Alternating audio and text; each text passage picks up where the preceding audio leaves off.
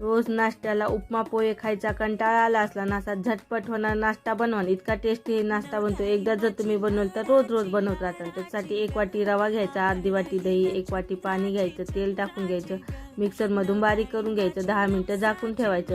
एका ताटाला तेल लावून घ्यायचं, बॅटरमध्ये चवीपुरतं मीठ टाकून घ्यायचं, छान मिक्स करून घ्यायचं. मग 1 चमचा इनो टाकायचा, त्याला पण छान मिक्स करून घ्यायचं. बॅटर ताटामध्ये टाकून घ्यायचं.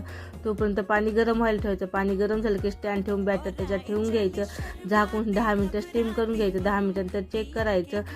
हव्या त्या आकारामध्ये कट करून घ्यायचं. एकदम जाळीदार आपला असा नाश्ता तयार होतं. तुम्ही त्याला असा पण खाऊ शकता. तर अजून टेस्टी बनवण्यासाठी तव्यावर थोडं तेल टाकून घ्यायचं, तीळ टाकून घ्यायचं, त्याच्यावर एक एक करून ठेवून घ्यायचं.